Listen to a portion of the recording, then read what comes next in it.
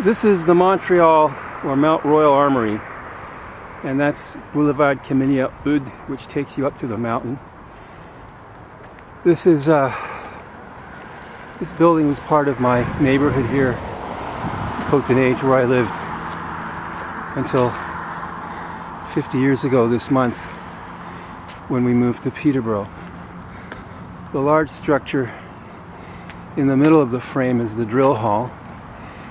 It looks as if it's had a new roof installed even since I was last here in February. And beside the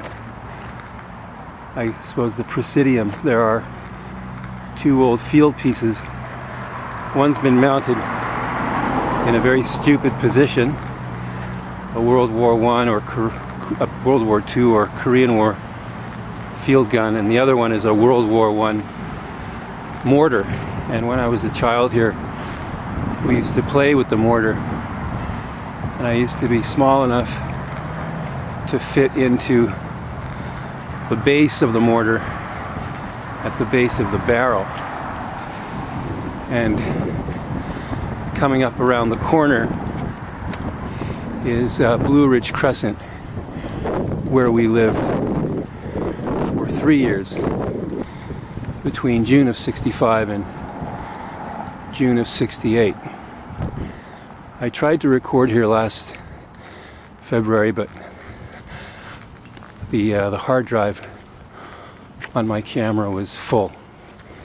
So I'm going to try it again today. I was up on Côté Neiges at St. Mary's Hospital. I needed to conduct an interview with a nurse and a physician. I wasn't able to do so. There's the little World War I field piece. I used to be able to sit right inside the aperture there at the base of the barrel. And this is the headquarters, I suppose. There's a Vietnam War era armored personnel carrier on the other side here. At least it used to be here. I don't know if it's still here now. And this is Côté Neiges, which means snow side. It's on the west side of the mountain, so before everything was built up, a lot of snow accumulated on the west side of the mountain, being blown down the Ottawa Valley. And there's the World War II era armored personnel carrier, and I think it's a Grizzly or a Bison light armored vehicle. And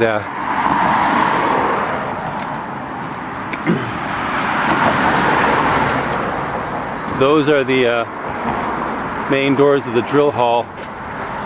They've been changed in the past few years. I used to go in there quite a lot. We used to have them open on hot summer days. It's relatively warm today. It's not as hot as it was. And this building was the building where my friend Mark Zunini lived. And this building here with the faded red awning was our building. And Mark Zunini used to live in this building on the south side. And then in 1966 or 67 they moved over to here. And this is Blue Ridge Crescent. And this is where we used to live. That's Mark Zunini's building. I was in that lobby many times. This is our building. This door here was where we used to wait for the school bus in the morning when I went to St. Kevin's, which is about 3/4 of a mile to the north. This building is more or less the same. This was an open space. It's been filled in. Our apartment is around the corner here. I hope I don't attract too much attention. I just want to take some video.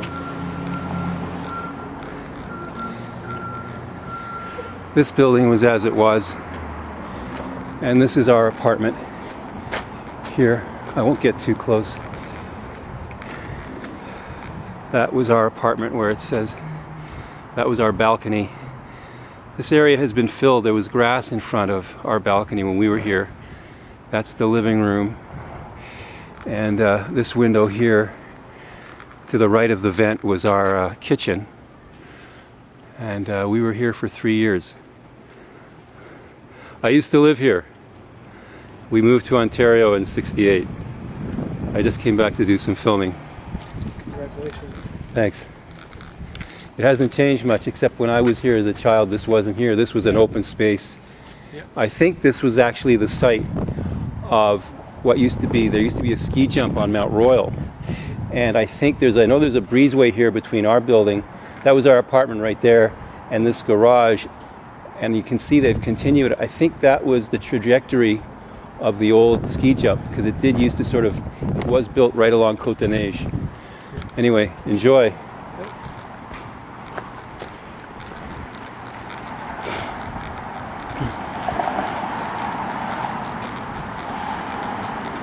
Anyway, I'm going to go to an area known as the garden.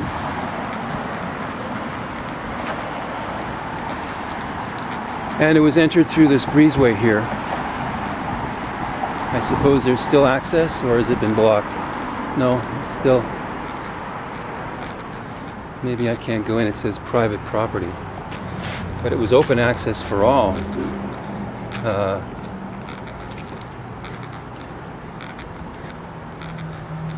I don't know, can I come in through here?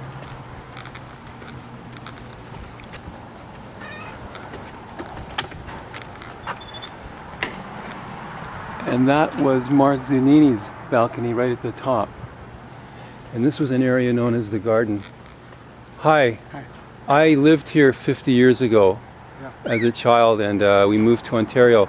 Can I just, this area was known as the garden. It used to be much more expansive. Can I just take some video and leave? Oh, sure. Okay. 'Cause I noticed you have like a no trespassing sign. When I was a child, this was an open area. There was no building? Huh? No building? No, there's a trespassing. It says this is private property now. Whereas in my day, it was a general purpose area. Or my building was this one here. And we lived at the back. When you went in through the front door, ours was the unit.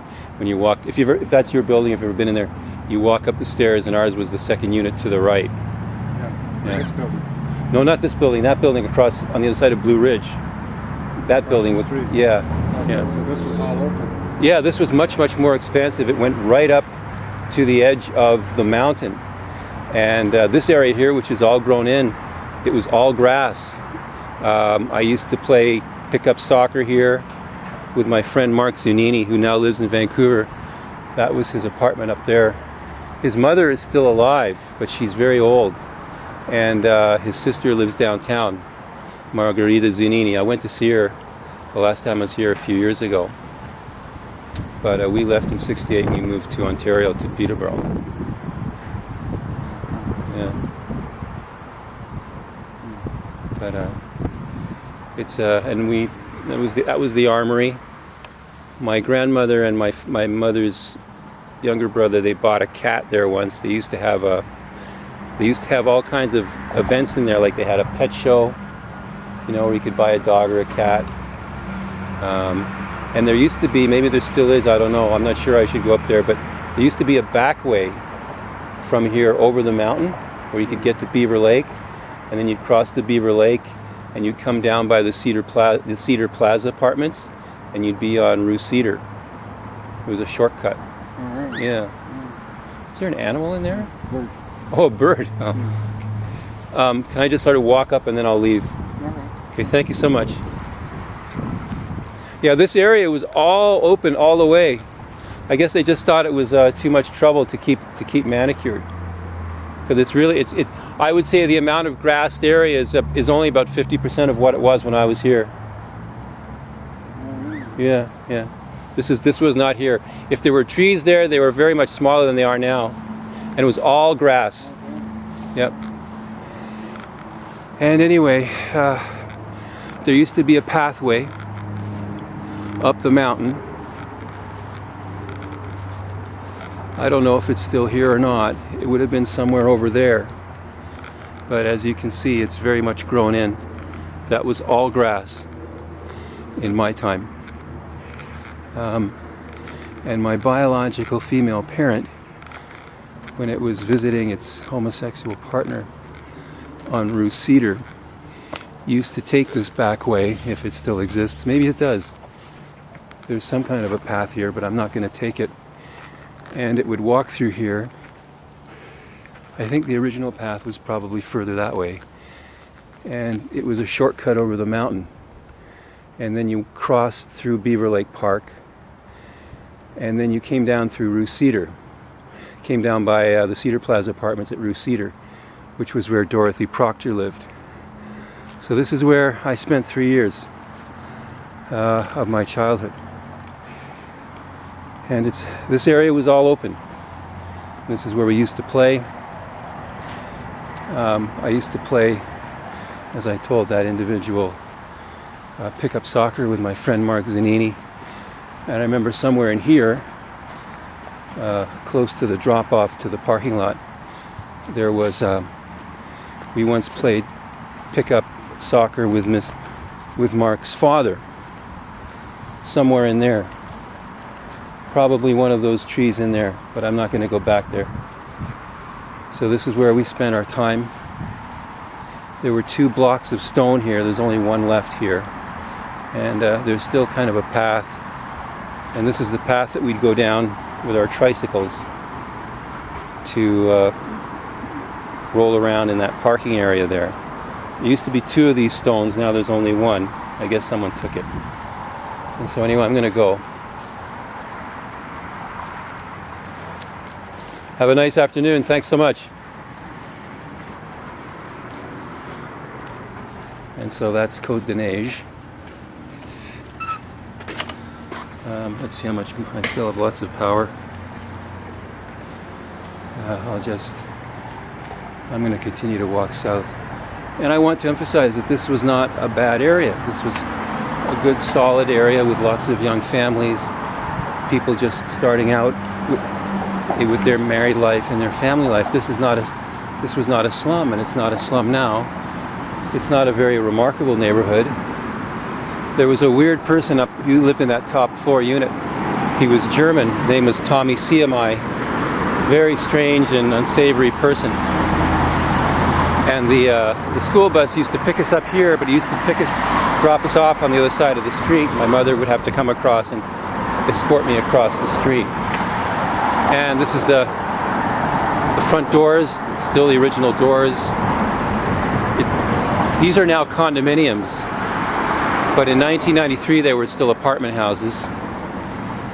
And this is the breezeway. That's still there. There were people in the unit just beside us called the O'Brien Bellinghams, and the wife used to work in a flower shop further south on Côté Neiges.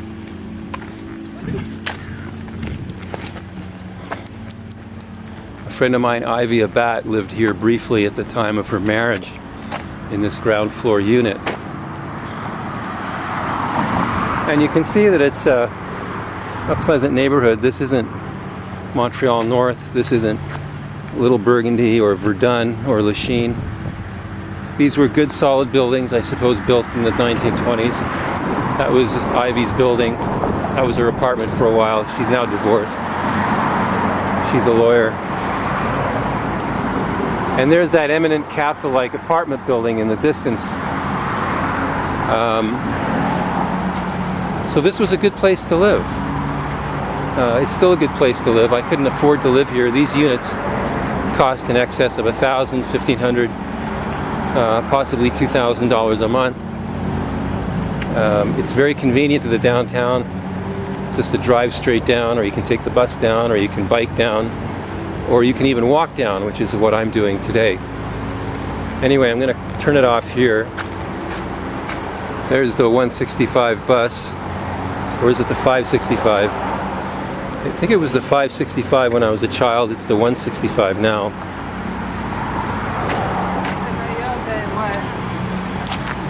So I'm going to turn it off. I might turn it on further south, but I'm going to turn it off for now. I have about nearly 15 minutes of film.